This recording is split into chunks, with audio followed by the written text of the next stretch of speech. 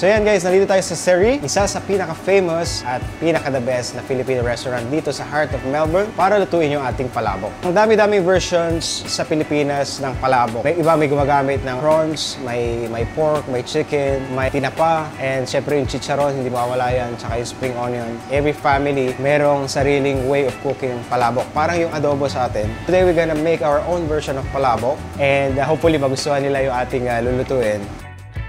Isa sa pinakamahalaga sangkap ng palabok ay yung ating sauce. It doesn't matter kung gaano kadaming ingredients ilagay natin o yung toppings. Pag hindi masarap yung ating base sauce, hindi rin masarap yung magiging outcome ng ating palabok. So now, nagpapakulo ngayon tayo ng prawn stock na galing doon sa pinagbalatan ng ating prawns. Kasama na dyan yung prawn heads. So natin kukunin yung ating umami flavor ng ating sauce. At the same time, nagbo-boil na rin tayo ng ating pork belly na magiging isa sa ating toppings and yung ating boiled eggs.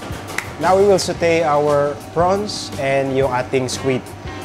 Let's heat up one pan. Lagay tayo ng oil, garlic.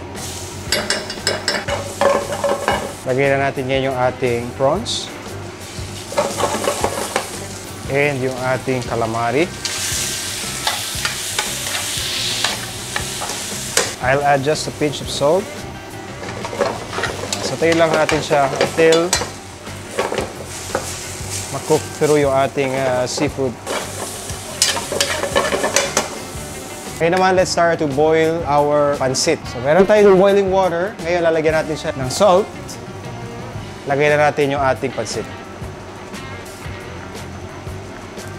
So, antayin lang natin na maghiwa-hiwala yung ating pansit. We don't wanna overcook it. Naghiwa-hiwalay na siya. Gagawin natin is, sasalain natin siya with running water para hindi siya magdikit-dikit. So, nandito na ngayon yung pinipare natin kanina na stock from our prawns. Nagamit tayo ng 2 sachets of palabok mix from Mamasitas.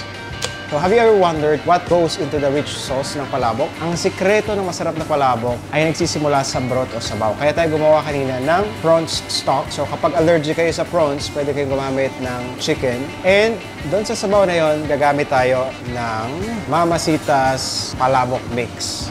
So, kasi kompleto na siya kung wala kayong time, especially sa mga nasa abroad, mag-prepare pa kayo ng maraming recado. You can create a solid flavor base or yung foundation ng ating sauce gamit ang Mamasitas mix. Idadilute lang natin siya to our stock. Kung wala tayong stock, pwede kayong gumamit ng water lang.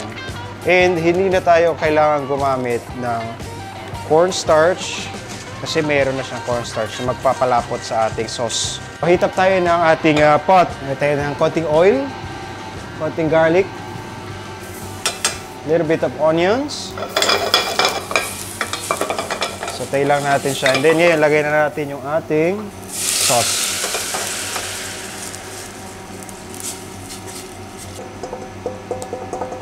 We will let it boil lang.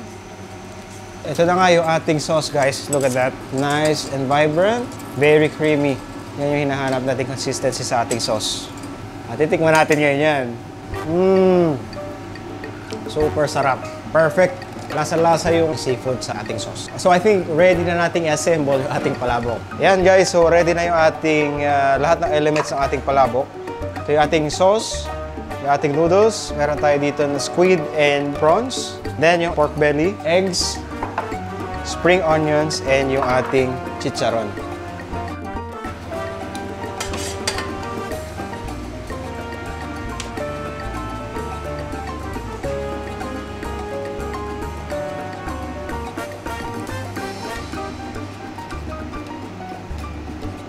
Pork bellies.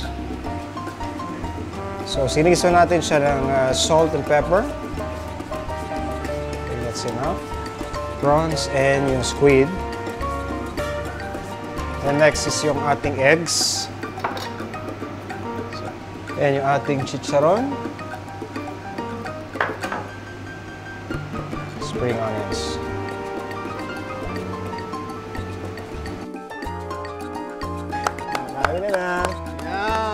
There you go.